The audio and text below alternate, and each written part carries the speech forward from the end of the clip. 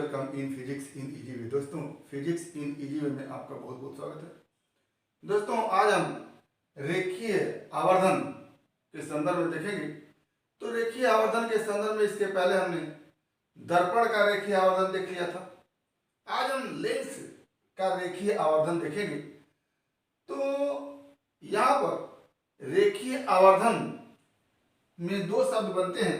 एक है रेखीय, जिसका मतलब होता है कि लंबाई,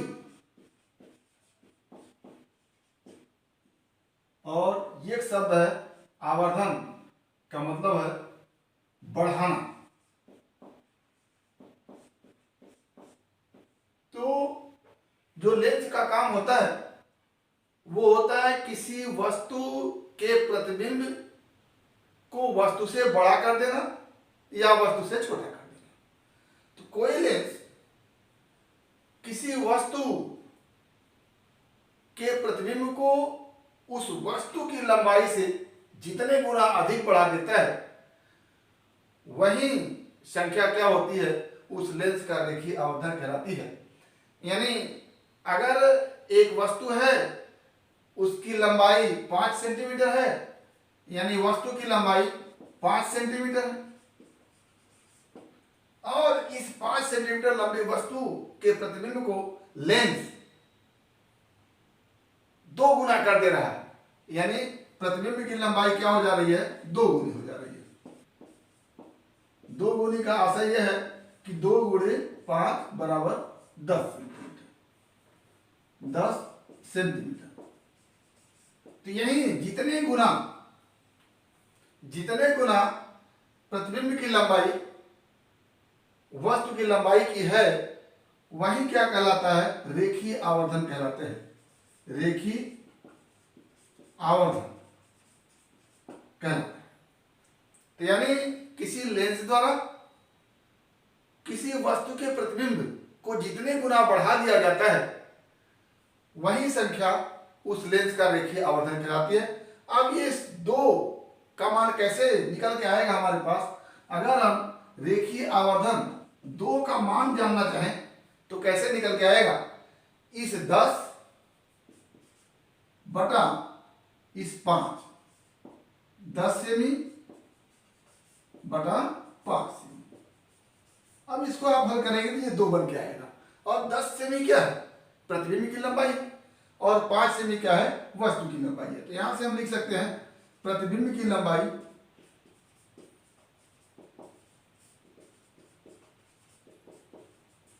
बटा वस्तु की लंबाई।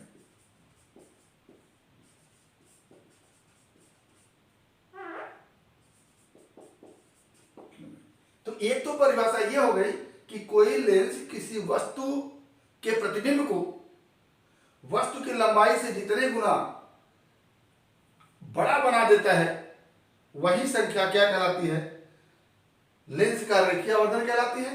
और दूसरा, इस फार्मूले से बन के आता है कि किसी लेंस द्वारा वस्तु के प्रतिबिंब की लंबाई तथा वस्तु की लंबाई के अनुपात को हम क्या कहते हैं, लेंस का रेखीय आवर्धन कहते हैं। तो यहां से रेखीय आवर्धन की 2 परिभाषा बन के आती है कि किसी लेंस द्वारा वस्तु के प्रतिबिंब को जितने गुना बढ़ा दिया जाता है, वही संख्या जो होती है उस लेंस का रेखीय आवर्धन कहलाती है। इस फार्मूले में हम देखें तो क्या कहेंगे कि किसी लेंस द्वारा किसी वस्तु के प्रतिबिंब की लंबाई तथा वस्तु की लंबाई के अनुपात को हम रेखीय आवर्धन कहते हैं। तो रेखीय आवर्धन को 2 प्रकार से हम लिख सकते हैं। पहला,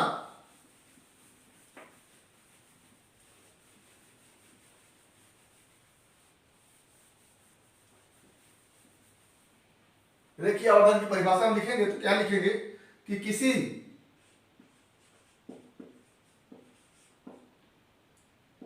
लेंस द्वारा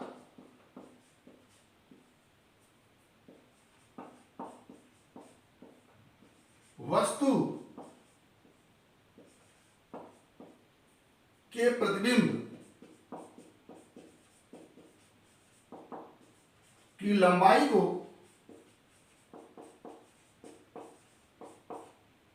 जितने गुना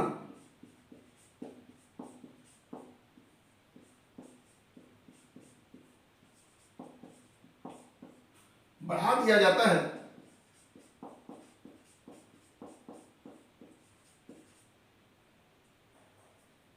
वही संख्या लेंस का रेखीय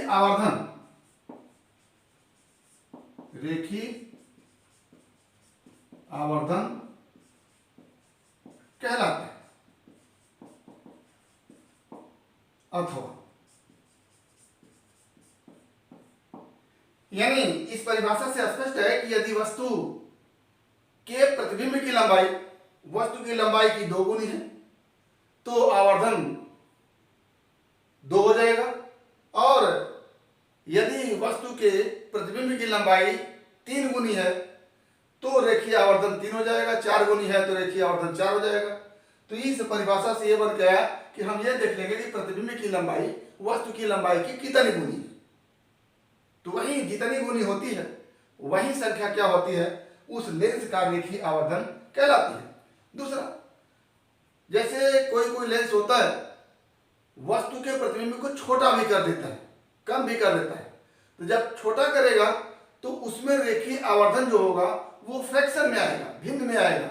जैसे यदि वस्तु की लंबाई 10 सेंटीमीटर है, वस्तु की लंबाई 10 सेंटीमीटर है और प्रतिबिंब की लंबाई 5 सेंटीमीटर बन गई, तो एक तरह से देखा जाए तो हम फार्मूले में रखते हैं कि प्रतिबिंब की लंबाई बटे वस्तु की लंबाई, क्या रेखीय आवर्धन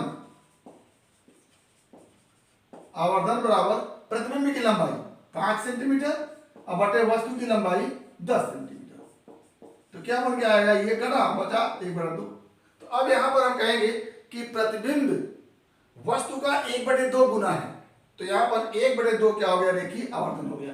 फ्रैक्शन में होगा तो इसका आशय यह हो कि प्रतिबिंब वस्तु से छोटा हो गया या 1 से अधिक है, तो हम कहेंगे कि प्रतिबिंब वस्तु से बड़ा है। तो इस रेखीय आवर्धन से हम ये भी पता कर सकते हैं कि वस्तु के प्रतिबिंब की लंबाई वस्तु की लंबाई से कम है अथवा वस्तु की लंबाई से ज्यादा है, और वस्तु की लंबाई से प्रतिबिंब की लंबाई कम है तो रेखीय आवर्धन फ्रैक्शन में होगा, या कह लें यदि रेखीय आवर्धन फ्रैक्शन में होगा तो प्रतिबिंब की लंबाई वस्तु की लंबाई से छोटी है, कम है। और यदि 1 से अधिक रेखीय आवर्धन होगा तो हम कहेंगे कि प्रतिबिंब की लंबाई वस्तु की लंबाई से क्या है, बड़ी है। इसी को हम दूसरे ये डिफिनीशन जो है एक हो गया। दूसरा डिफिनीशन लिखेंगे कि किसी लेंस द्वारा बने प्रतिबिंब की लंबाई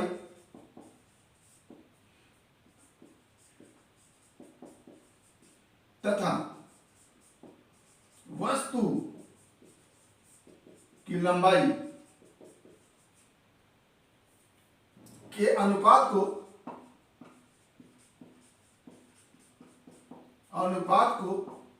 लेंस का रेखीय आवर्धन कहते हैं। लेंस का रेखीय आवर्धन कहते हैं। तो एक परिभाषा ये होगी। पहली परिभाषा कि कोई लेंस वस्तु के प्रतिबिंब की लंबाई को वस्तु की लंबाई से जितने गुना कर देता है वही संख्या क्या होती है, लेंस का रेखीय आवर्धन कहलाती है। और दूसरा रेखीय आवर्धन, और दूसरा किसी लेंस द्वारा बने प्रतिबिंब की लंबाई तथा वस्तु की लंबाई के अनुपात को उस लेंस की रेखीय आवर्धन क्षमता कहते हैं। ये हो गया हमारा डिफिनीशन। रेखीय आवर्धन को कैपिटल एन से प्रदर्शित करते हैं।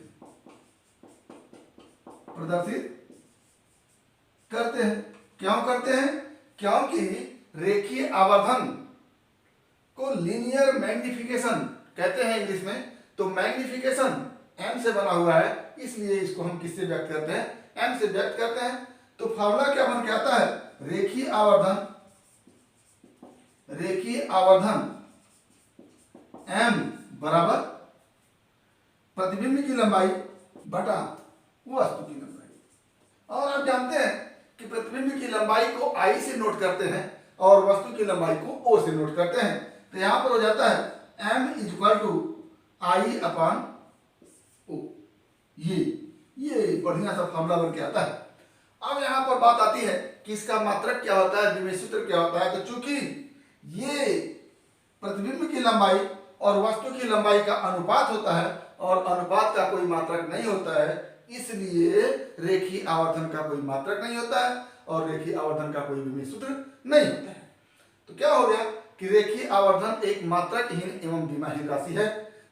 अब इस पर बढ़िया बढ़िया सवाल बन के आते हैं छोटे छोटे कि एक लेंस द्वारा बने हुए प्रतिबिंब की लंबाई वस्तु की लंबाई की 2 गुनी है, तो रेखीय आवर्धन क्या होगा।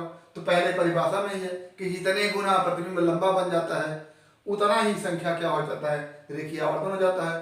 तो प्रतिबिंब की लंबाई वस्तु की लंबाई की 2 गुनी है, तो रेखीय आवर्धन क्या हो जाएगा, 2 हो जाएगा। दूसरा सवाल कि एक वस्तु का प्रतिबिंब उसकी लंबाई का आधा है, तो आधा का मतलब 1/2 गुना, तो रेखीय आवर्धन क्या हो जाएगा, 1/2 हो जाएगा। तो यहां से हम इस लेंस के रेखीय आवर्धन से संबंधित फार्मूले को हमने देखा। अब यहां पर लिखेंगे हम कि रेखीय आवर्धन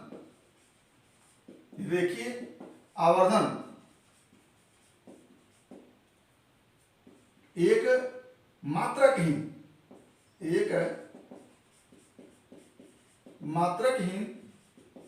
एवं विमाहीन राशि है। विमाहीन राशि यानी इसका न तो कोई मात्रक होता है न तो कोई विमा होता है, यह एक मात्रकहीन एवं विमाहीन राशि है। अब यहां से हम देखते हैं कि उत्तल लेंस के लिए रेखीय आवर्धन क्या होता है, अवतल लेंस के लिए रेखीय आवर्धन क्या होता है। तो उत्तल लेंस का रेखीय आवर्धन, अब उत्तल लेंस हम बनाते हैं,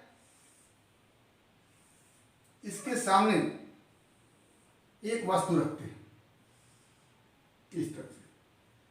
यहां से अगर एक प्रकाश की किरण मुख्य अक्ष के समानांतर ले जाते हैं तो ये फोकस से होकर जाता है, इसको आप जानते हैं, फोकस से होकर के चला गया। ये प्रकाश की किरण मुख्य अक्ष के समानांतर और अपवर्तन के पश्चात मुख्य फोकस से गया, द्वितीय फोकस से गया। दूसरी प्रकाश की किरण प्रकाशिक केंद्र से हम ले जाते हैं तो ये सीधे निकल जाती है।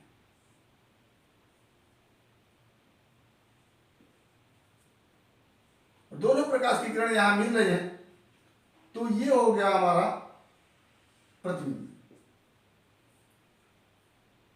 अब हम यहां पर देख पा रहे हैं कि मैग्नीफाइंग पावर रेखीय आवर्धन m इक्वल टू प्रतिबिंब की लंबाई अगर हम आई मान लें और वस्तु की लंबाई अगर हम वो मान लें, क्या हो जाता है, आई अपान ओ।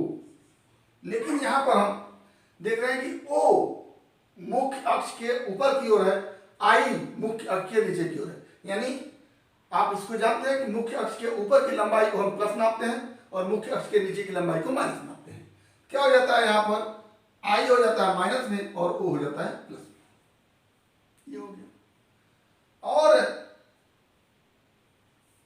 इसको हम अगर इस तरह से देखना चाहें तो ये हम समकोण त्रिभुज लेते हैं, प्रकाशिक केंद्र सी लिखते हैं और ये ओ डैश और आई डैश, इस तरह से हम बनाते हैं इसको। क्या हो जाता है, ये एंगल इसके बराबर हो गया और ये 90 डिग्री है, ये दोनों। तो त्रिभुज ओ डैश सी और आई डैश सी में अगर हम देखें तो ये कोण इसके बराबर है और ये कोण इसके बराबर है, तो तीसरा कोण ये इसके बराबर हो जाएगा। ये इसका अर्थ यह है कि त्रिभुज ओ डैश सी और आई डैश सी क्या होगा, समरूप त्रिभुज होगा। तो ऐसी स्थिति में हम लिखेंगे एम बराबर आई आई डैश, एम बराबर I dash upon O dash बराबर पहले दूसरे त्रिभुज का लंब बटे पहले त्रिभुज का लंब बराबर दूसरे त्रिभुज का आधार सी आई अपॉन पहले त्रिभुज का आधार सी ओ। अब अगर हम चिन्ह सहित लिखना चाहें तो इसको लिखेंगे कि आई डैश को हम लिखेंगे माइनस, अब ये आई डैश एक तरह से प्रतिबिंब की लंबाई है तो माइनस आई अपॉन ओ डैश वस्तु की लंबाई है तो प्लस ओ लिखेंगे क्योंकि ऊपर की तरफ है, आई बाई ओ इक्वल टू सी आई ये लेंस के दाहिने तरफ है जिसको हम प्लस लिखेंगे भी अपॉन ये ओ सी लेंस के बाएं तरफ है जिसको हम लिखेंगे माइनस यू। और इसको अब अगर हम हल करें तो क्या बन के आएगा, एम बराबर I by O upon equal to V upon U, दोनों तरफ प्लस प्लस हो जाएगा ये। तो ये हमारा उत्तल लेंस के लिए रेखीय आवर्धन का फॉर्मूला बन के आता है। आगे हम अवतल लेंस के लिए रेखीय आवर्धन का फॉर्मूला देखते हैं तो क्या बन के आएगा, इसको हम फिगर बनाते हैं।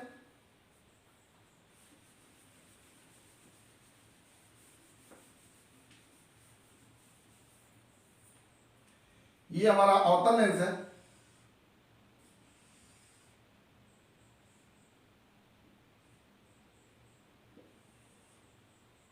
और इसके सामने ये वस्तु है।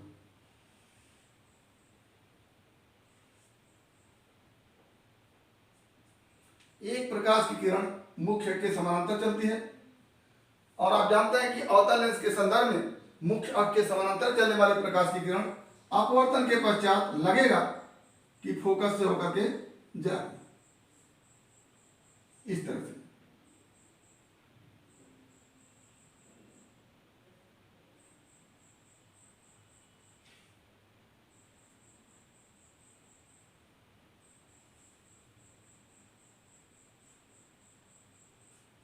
ये मुख्य अक्ष के समानांतर चलने वाली प्रकाश की किरण अवतल लेंस से अपवर्तन के पश्चात लग रहा है कि फोकस से होकर के जा रही है।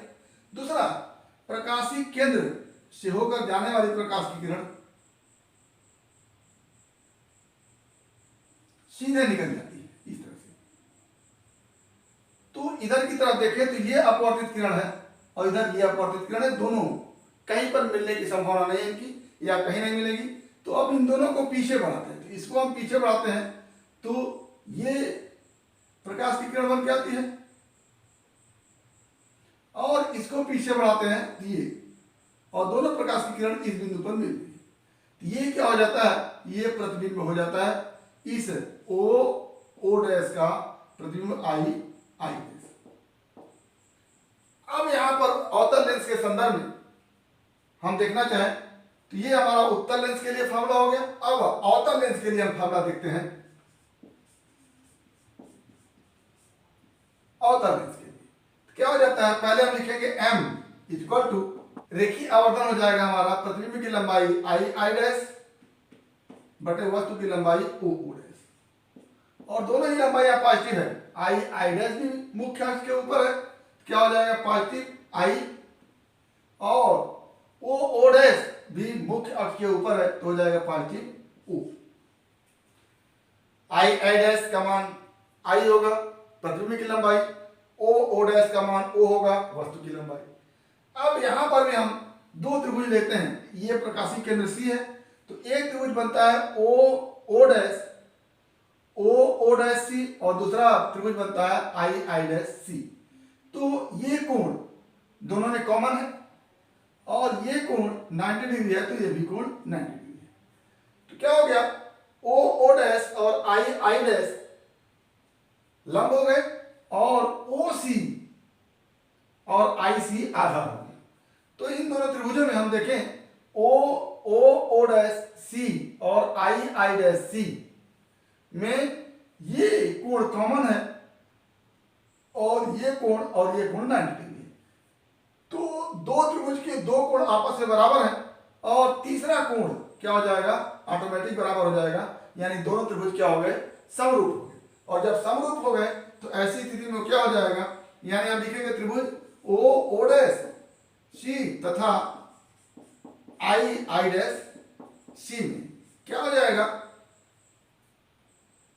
छोटे वाले त्रिभुज आई डैश सी का लंब आई डैश बटा बड़े वाले त्रिभुज ओ डैश सी का लंब ओ डैश इक्वल टू छोटे वाले त्रिभुज का आधार आई सी बटे बड़े वाले त्रिभुज का आधार ओ सी।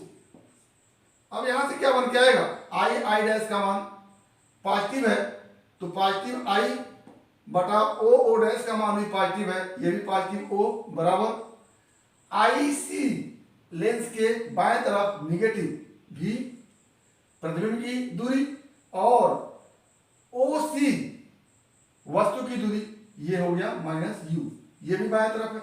और यहां से बन के आता है कि आई बाई ओ प्लस है, आई बाई ओ दोनों प्लस है और V by U minus minus मिल करके कैंसिल हो गए, ये क्या हो जाएगा वी बाई यू। और ये हो गया हमारा m इक्वल टू, ये हमारा बन के आता है अवतल लेंस के संदर्भ में, यानी अवतल लेंस के संदर्भ में भी m का मान I by O equal to V by U होता है और उत्तल लेंस के संदर्भ में भी m का मान I by O equal to V by U होता है। तो यहीं से हम, ये हमारा उत्तल लेंस के लिए हो गया,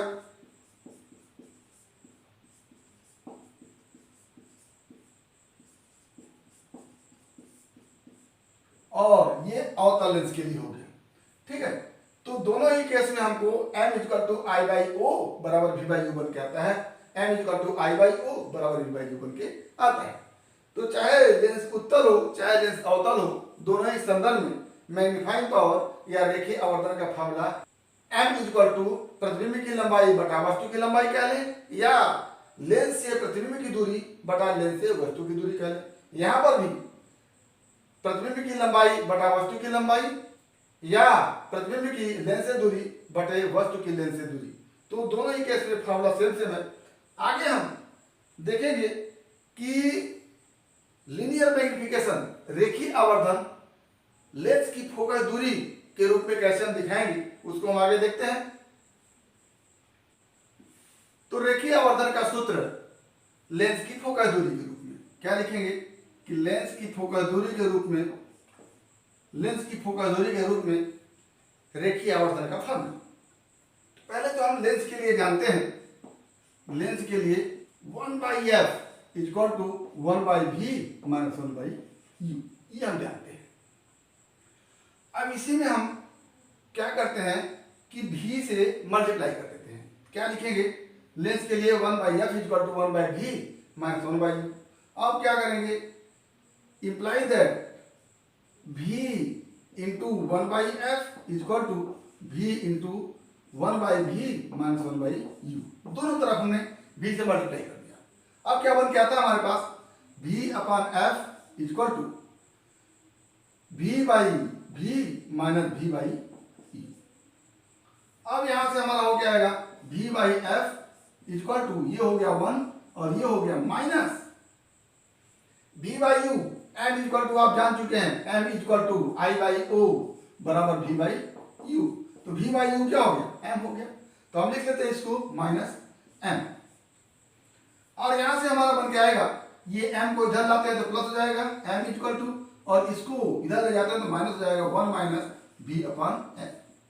अब इसको हम हल कर लेते हैं तो m इक्वल टू क्या हो जाता है, f minus v upon f equal to m। ये हमारा एक फार्मूला बन के आता है। अब इसी फार्मूले में हम u से गुणा कर लेते हैं, एक तो ये हो गया। अब इस वाले फार्मूला में u से गुणा कर लेते हैं, क्या हो जाएगा, u into 1/f equal to u into 1/v minus 1/u। u से हमने गुणा कर लिया। अब जब u से हमने गुणा किया तो ये हो गया हमारा u/f equal to u/v minus u/u, और ये क्या हो गया 1। अब यहां पर देखिएगा u by F equal to u by v by u होता तो हम m लिख देते, u बाई v है तो 1 बाई m लिख दे रहे हैं, तो 1 बाई m माइनस 1।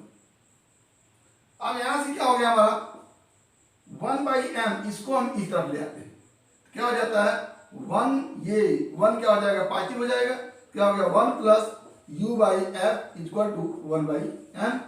यहीं से हो जाता है f plus u by F equal to 1 by m, या यहां से मन किया जाता है उलट देते हैं दोनों तरफ, तो m इक्वल टू हो जाता है f upon f plus u।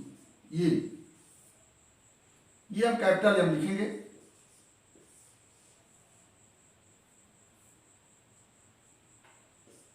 Capital M, सब जगह कैपिटल M।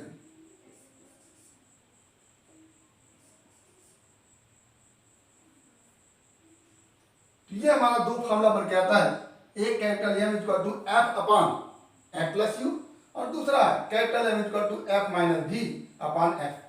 तो इस तरह से हम रेखीय आवर्धन की परिभाषा को देखें। दो परिभाषा बनी, पहला किसी लेंस द्वारा वस्तु के प्रतिबिंब को वस्तु की लंबाई से जितने गुना बढ़ा दिया जाता है वही संख्या क्या होती है, लेंस का रेखीय आवर्धन होता है।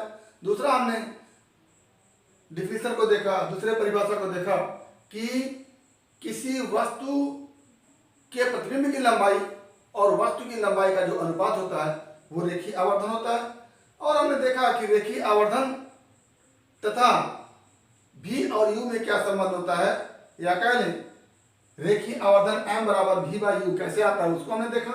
और आगे हमने रेखीय आवर्धन को लेंस की फोकस दूरी के रूप में भी देखा हमने कि कैपिटल M रेखीय आवर्धन बराबर f minus v upon f, या फिर रेखीय आवर्धन m बराबर f upon f plus u। तो इस तरह से हमने रेखीय आवर्धन के विषय में देखा। इस पर आंकिक क्वेश्चन भी आते हैं जिसको आप आसानी से कर सकते हैं। सबसे पहले इसका कॉन्सेप्ट आपको क्लियर होना चाहिए कि रेखीय आवर्धन होता क्या है और उसकी परिभाषा कैसे हम लिख सकते हैं, और आगे लेंस के मैग्नीफाइंग पावर को, लेंस के रेखीय आवर्धन को कैसे फोकस दूरी के रूप में प्रदर्शित करते हैं। तो इन सब तथ्यों को जानते हुए हम आंकिक क्वेश्चन को करेंगे। उम्मीद करते हैं कि ये वीडियो क्लिप आपको पसंद आया होगा। अगर इसमें किसी प्रकार की समस्या होगी तो आप हमारे YouTube चैनल पे कमेंट बॉक्स में कमेंट करके अपनी समस्या का समाधान करेंगे। और यदि वीडियो क्लिप पसंद आया हो तो प्लीज़ लाइक करेंगे, शेयर करेंगे, साथ ही हमारे YouTube चैनल को सब्सक्राइब करेंगे ताकि इस तरह के वीडियो क्लिप का नोटिफिकेशन आपको मिलता रहे और आपके फिजिक्स की मुकम्मल तैयारी होती रहे। तो आज बस इतना ही। अगला टॉपिक अगले वीडियो क्लिप में। एक बार फिर आपके भविष्य के लिए बेस्ट ऑफ लक। धन्यवाद।